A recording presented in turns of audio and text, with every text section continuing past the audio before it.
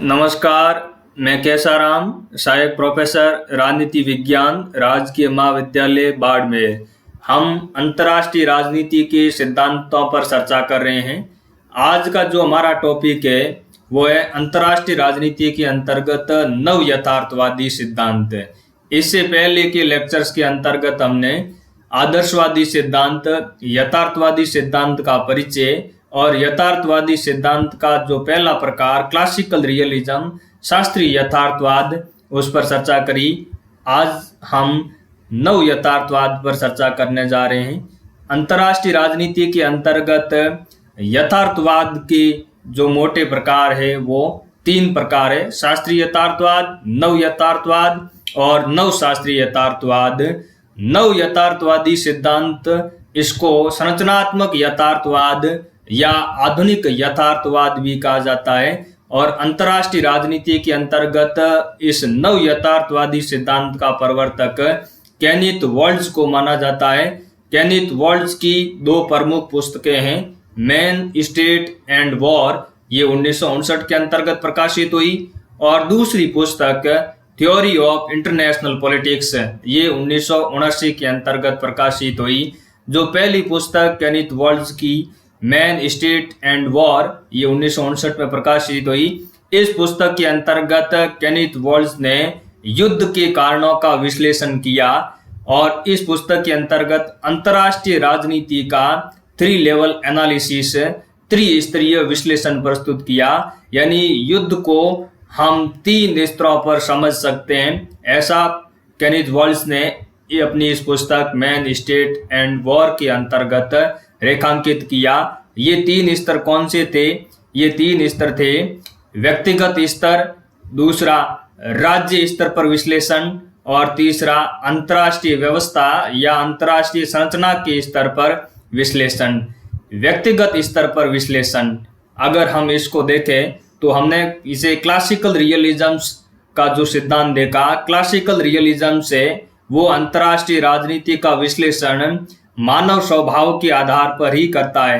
क्योंकि classical realism का मानना है कि अगर हमें अंतर्राष्ट्रीय राजनीति को समझना है या अंतर्राष्ट्रीय राजनीति के अंतर्गत युद्ध एवं संघर्ष की प्रवृत्ति को समझना है, या यूं कहे कि अंतर्राष्ट्रीय राजनीति के अंतर्गत राज्यों का व्यवहार किस तरीके से निर्धारित होता है, अगर इन स्थितियों को समझना है तो हमें मानव के स्वभाव को समझना होगा। क्योंकि राज्यों का जो नेतृत्व करता है वो मानवीय है और मानव की प्रकृति ही राज्य की प्रकृति को निर्धारित करती है।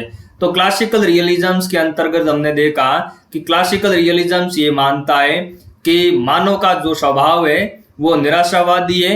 व्यक्ति हमेशा स्वार्थों के पीछे भागता है, अपनी महत्वाकांक्षाओं के पीछे भागता है और मानव ज्यादा से ज्यादा शक्ति प्राप्त करने की आकांक्षा रखता है और मानव की यही शक्ति प्राप्त करने की आकांक्षा राज्यों की शक्ति प्राप्त करने की आकांक्षाओं को बढ़ावा देती है और अंतर्राष्ट्रीय वातावरण के अंतर्गत राज्यों के मध्य यह मानव स्वभाव ही युद्ध और संघर्ष को बढ़ावा देता है।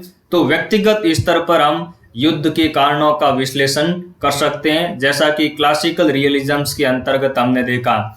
दूसरा विश्लेषण का स्तर है स्टेट लेवल एनालिसिस, राज्यों के स्तर पर विश्लेषण। इसके अंतर्गत अगर हम देखें तो क्लासिकल रियलिज्म मानव स्वभाव के आधार पर ही राज्यों की प्रकृति का वर्णन करता है। अगर हम मार्क्सवादी विद्वान लेनिन का उदाहरण लें तो लेनिन ने राज्य के स्तर पर राज्यों की प्रकृति के आधार पर ही अंतर्राष्ट्रीय राजनीति के अंतर्गत संघर्ष एवं युद्ध की प्रकृति का विश्लेषण किया। लेनिन का ये मानना था कि पूंजीवादी राज्य है वो साम्राज्यवाद को बढ़ावा देते हैं। एक राज्य दूसरे राज्य के ऊपर अपना साम्राज्य स्थापित करने का प्रयास करता है और यही साम्राज्यवादी प्रकृति पूंजीवादी राज्यों की युद्ध एवं संघर्ष को बढ़ावा देती है।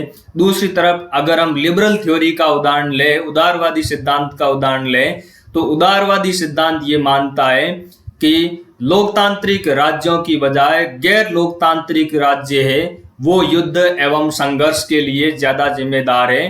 क्योंकि उदारवादियों का ये मानना है कि लोकतंत्र है वो शांति को बढ़ावा देता है, इसलिए दो लोकतांत्रिक राज्यों के मध्य युद्ध एवं संघर्ष है वो बहुत ही कम देखने को मिलता है, या यूं कहे कि दो लोकतांत्रिक राज्यों के मध्य युद्ध है वो नहीं होता है।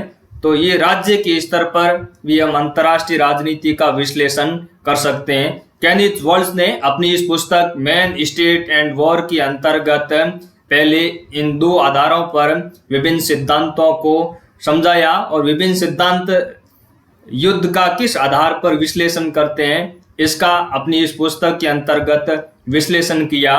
फिर अंतर्राष्ट्रीय राजनीति के अंतर्गत युद्ध के कारण को समझाते हुए अपना तीसरा विश्लेषण का स्तर प्रस्तुत किया, वो है अंतर्राष्ट्रीय व्यवस्था स्तर, द इंटरनेशनल सिस्टम लेवल या इंटरनेशनल स्ट्रक्चर लेवल, अंतर्राष्ट्रीय संरचना के स्तर पर विश्लेषण। केनिथ वॉल्स का ये मानना है कि अंतर्राष्ट्रीय राजनीति के अंतर्गत जो अंतर्राष्ट्रीय व्यवस्था है, अंतर्राष्ट्रीय संरचना है, वो अराजकता पर आधारित है, या अराजकता का मतलब ये है कि राज्यों के ऊपर किसी प्रकार की कोई सर्वोच्च सत्ता नहीं है जो कि राज्यों के व्यवहार को नियंत्रित कर सके, राज्यों को रेगुलेट कर सके। यही अंतर्राष्ट्रीय राजनीति की अराजकतापूर्ण संरचना राज्यों के मध्य युद्ध एवं संघर्ष को बढ़ावा देती है, युद्ध एवं संघर्ष का प्रमुख कारण है। तो केनिथ वॉल्स ने अपनी पुस्तक मैन, स्टेट एंड वॉर के अंतर्गत अंतर्राष्ट्रीय राजनीति के अंतर्गत ये विश्लेषण के हमारे सामने तीन स्तर प्रस्तुत किए, या थ्री इमेज है वो प्रस्तुत की। थ्री इमेज कौन सी है? व्यक्तिगत स्तर पर विश्लेषण, राज्य के स्तर पर विश्लेषण और अंतर्राष्ट्रीय व्यवस्था के स्तर पर विश्लेषण।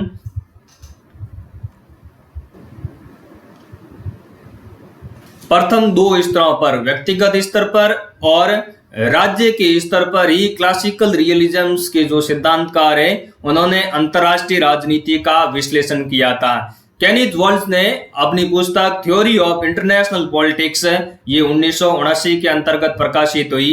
इस पुस्तक के अंतर्गत केनिथ वॉल्स ने जो तीसरा विश्लेषण का स्तर है इंटरनेशनल सिस्टम लेवल या इंटरनेशनल स्ट्रक्चर लेवल, इसको आधार बना करके शास्त्रीय यथार्थवाद जो सिद्धांत है उसके अंतर्गत सुधार करते हुए नव यथार्थवादी सिद्धांत प्रस्तुत किया।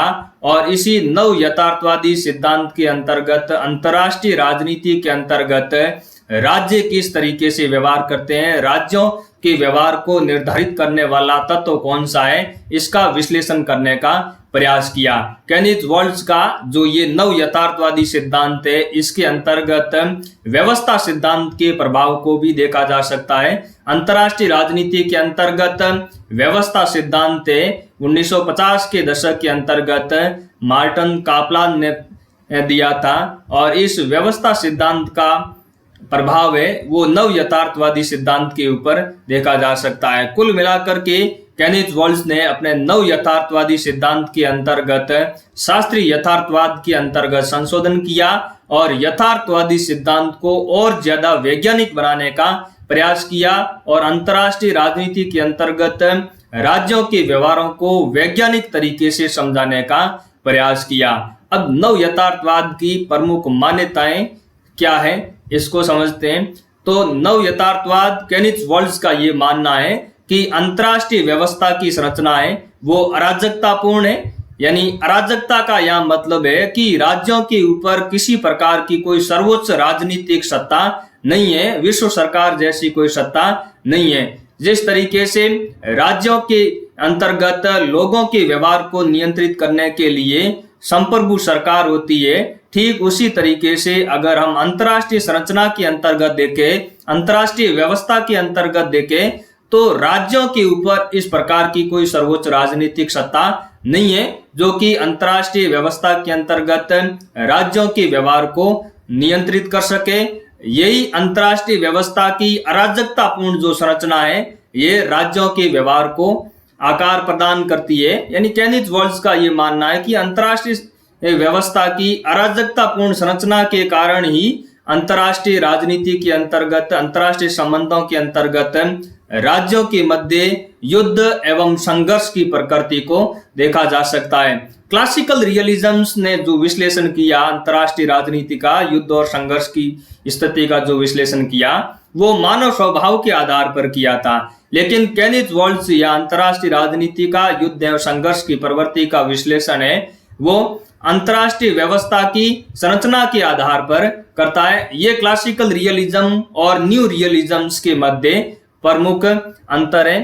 अंतर्राष्ट्रीय व्यवस्था की जो संरचना है वो 3 कारकों के माध्यम से निर्धारित होती है।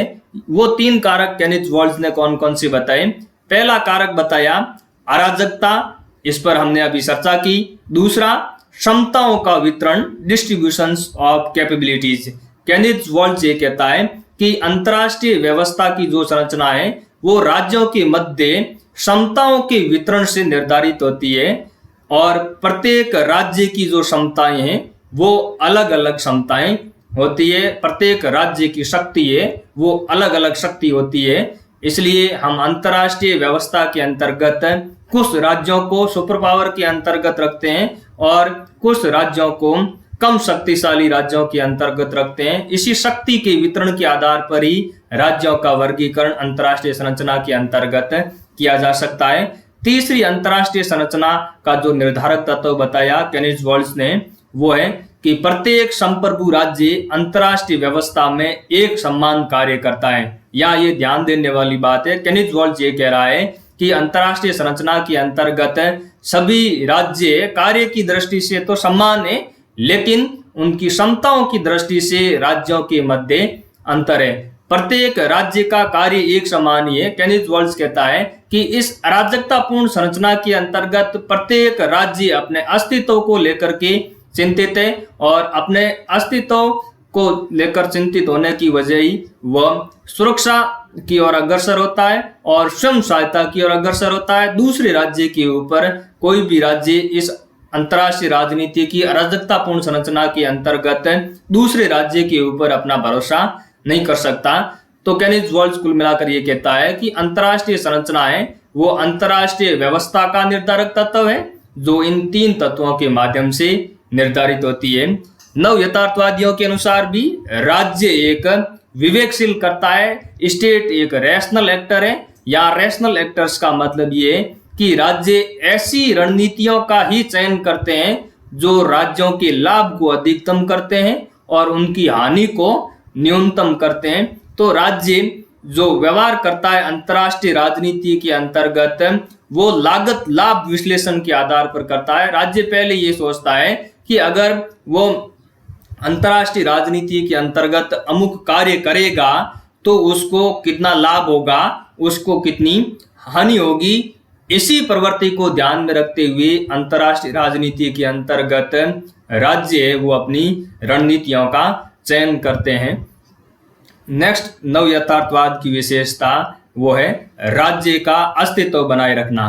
केनिथ वॉल्ज ये कहता है कि अंतर्राष्ट्रीय राजनीति की संरचना अराजकतापूर्ण है, और इस अराजकतापूर्ण संरचना के द्वारा राज्यों के सामने जो सबसे जटिल समस्या उत्पन्न होती है वो है राज्य का अस्तित्व कैसे बनाया रखा जाए। और अपने राज्य का अस्तित्व बनाए रखने के लिए राज्य सेल्फ इंटरेस्ट की ओर आकर्षित होते हैं।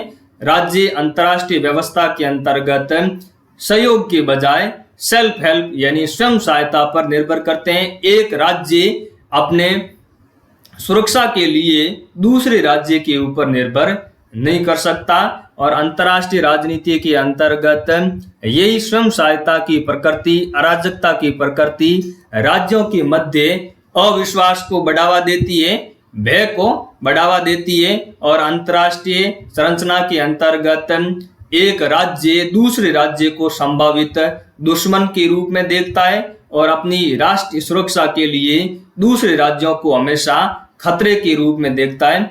यह अविश्वास और भय की जो भावना है राज्यों के बीच, यही सुरक्षा दुविधा का निर्माण करती है। सुरक्षा दुविधा, सिक्योरिटी डिलेमा का कॉन्सेप्ट ये कहता है कि अगर एक राज्य अपनी सुरक्षा के लिए हथियारों को बढ़ावा देता है या सेना का बढ़ावा देता है, तो दूसरा राज्य उसकी व्याख्या इस तरीके से करता है कि अमुक राज्य कभी भी दूसरे राज्य के ऊपर युद्ध कर सकता है। तो इससे क्या है, इससे अगर एक राज्य अपनी सुरक्षा के लिए हथियारों को बढ़ावा देता है या सैन्य सामग्री को बढ़ावा देने का प्रयास करता है, तो दूसरा राज्य उसको भय के रूप में देखता है, अविश्वास के रूप में देखता है। यही कॉन्सेप्ट सिक्योरिटी डिलेमा का कॉन्सेप्ट कहलाता है। जोसेफ ग्रीको ये कहता है कि अंतर्राष्ट्रीय व्यवस्था में सहयोग को लेकर दो प्रकार की बाधाएं देखने को मिलती है। एक है अंतर्राष्ट्रीय राज्यों के द्वारा, अंतर्राष्ट्रीय राजनीति के अंतर्गत राज्यों के द्वारा की जाने वाली धोखेबाजी यानी चिटिंग।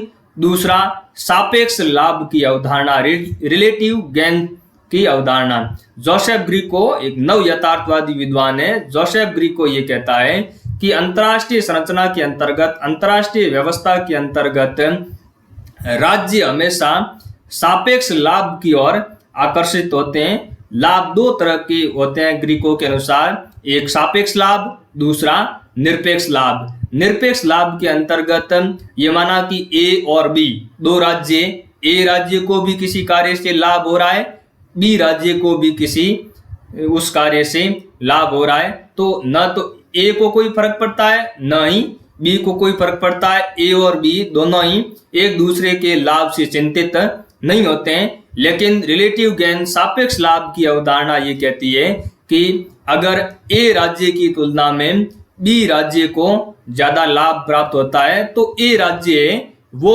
उस लाभ को लेकर के चिंतित होता है। यानी सापेक्ष लाभ का कुल मिलाकर मतलब ये कि अंतर्राष्ट्रीय व्यवस्था के अंतर्गत एक राज्य अन्य राज्यों की तुलना में ज्यादा लाभ प्राप्त करने की कोशिश करता है। अगर दूसरे राज्य को ज्यादा लाभ प्राप्त होता है, तो पहला जो राज्य है उसको तनाव की भावना उत्पन्न होती है, असुरक्षा की भावना उसके अंतर्गत उत्पन्न होती है, भय की भावना उसके अंतर्गत उत्पन्न होती है। और यही सापेक्ष लाभ की जो अवधारणा है अंतर्राष्ट्रीय संरचना के अंतर्गत राज्यों के मध्य प्रतिस्पर्धा को बढ़ावा देती है। नेक्स्ट विशेषता बायोपोलर सिस्टम, द्विध्रुवीय व्यवस्था। नव यथार्थवादियों का मानना है कि अंतर्राष्ट्रीय व्यवस्था के अंतर्गत द्विध्रुवीय विश्व व्यवस्था बायोपोलर सिस्टम से ये ज्यादा स्थिर है, शांति और सुरक्षा की ज्यादा गारंटी प्रदान करती है। क्योंकि अंतर्राष्ट्रीय व्यवस्था के अंतर्गत अगर शक्ति के दो खंभे होंगे, दो पोल होंगे, तो दोनों ही पोल्स एक दूसरे की शक्ति का सही आकलन कर सकते हैं। एक दूसरे की शक्ति का सही आकलन करके ही अंतर्राष्ट्रीय व्यवस्था के अंतर्गत व्यवहार करते हैं। और यही शक्ति संतुलन की जो धारणा है बायोपोलर सिस्टम्स के अंतर्गत, यही शक्ति संतुलन की धारणा संघर्षों को कम करती है, युद्ध को कम करती है। शीत युद्ध के दौरान जो बायोपोलर सिस्टम्स रहा, द्विध्रुवीय विश्व व्यवस्था रही, केनिथ वॉल्स के अनुसार वो सबसे ज्यादा शांतिपूर्ण वैश्विक व्यवस्था थी। क्योंकि द्विध्रुवीय विश्व व्यवस्था के अंतर्गत अगर युद्ध होता है या संघर्ष होता है या संकट की स्थिति उत्पन्न होती है, तो दोनों शक्तियां एक दूसरे की शक्तियों से भली भांति परिचित होती है। उनका आकलन करके उस संघर्ष और युद्ध या संकट को निपटारा कर सकती है। जैसे हम उदाहरण लें 1962 का क्यूबा क्राइसिस, क्यूबा मिसाइल का जो संकट था, वो अमेरिका और रूस उस संकट को टाल दिया गया। तो केनिथ वॉल्स जैसे नव यथार्थवादी विद्वानों का ये मानना है कि यह जो क्यूबा मिसाइल क्राइसिस जैसा संकट था वह बायोपोलर सिस्टम्स की वजह से ही टल पाया। तो कुल मिलाकर नव यथार्थवादी बायोपोलर सिस्टम्स को शांतिपूर्ण वैश्विक व्यवस्था मानते हैं। और नव यथार्थवाद का ये मानना है कि शक्ति संतुलन के द्वारा ही संघर्षों को कम किया जा सकता है, संघर्षों से निपटा जा सकता है। नव यथार्थवाद की भी दो धाराएं हैं, एक रक्षात्मक यथार्थवाद, दूसरा आक्रामक यथार्थवाद। रक्षात्मक यथार्थवाद, केनिथ वॉल्स का जो अभी हमने नव यथार्थवाद का सिद्धांत देखा, इसको रक्षात्मक यथार्थवाद के अंतर्गत ही रखा जा सकता है। और दूसरे जो रक्षात्मक यथार्थवादी है वो है Robert Jervis, Jack Snyder, Charles क्रेशर, मस्टन डूनो, केनिथ वॉल्स आदि आदि, ये सभी रक्षात्मक यथार्थवादी है। दूसरा आक्रामक यथार्थवादी, ऑफेंसिव रियलिज्म्स, इसका जो प्रवर्तक है जॉन मीरसाइमर है। जॉन मीरसाइमर की 2001 के अंतर्गत पुस्तक प्रकाशित हुई, the tragedy of great power politics. इस पुस्तक के अंतर्गत जॉन मीरसाइमर ने जो अपना नव यथार्थवादी सिद्धांत का विश्लेषण किया, उसको आक्रामक यथार्थवाद की संज्ञा दी जाती है। रक्षात्मक यथार्थवाद और आक्रामक यथार्थवाद, इन दोनों के बीच में क्या अंतर है? रक्षात्मक यथार्थवाद के अनुसार राज्यों का जो प्राथमिक लक्ष्य है वो सुरक्षा को अधिकतम करना है। जैसे हमने अभी केनेथ वर्ल्स का जो नव यथार्थवादी सिद्धांत देखा, उसके अंतर्गत राज्य अपनी सुरक्षा को लेकर के चिंतित होते हैं, राज्य अपनी सुरक्षा को ज़्यादा से ज़्यादा बढ़ावा देने का प्रयास करते हैं। तो रक्षात्मक यथार्थवाद ये मानता है कि राज्यों का प्राथमिक लक्ष्य सुरक्षा को अधिकतम करना होता है।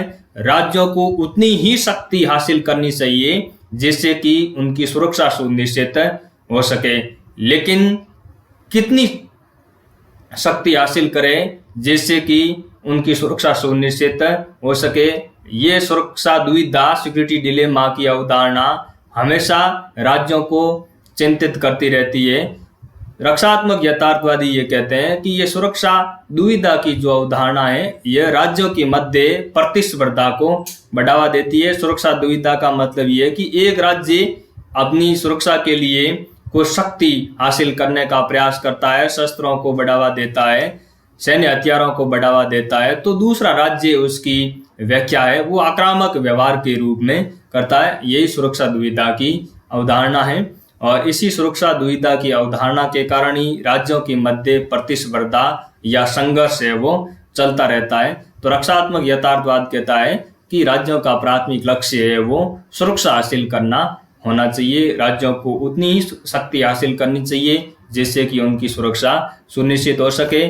जहां तक संभव हो सके युद्ध एवं संघर्ष की स्थिति को टाला जाना चाहिए, क्योंकि युद्ध एवं संघर्ष की स्थिति है वो भयावह होती है। दूसरा, आक्रामक यथार्थवाद जॉन मीरसाइमर का।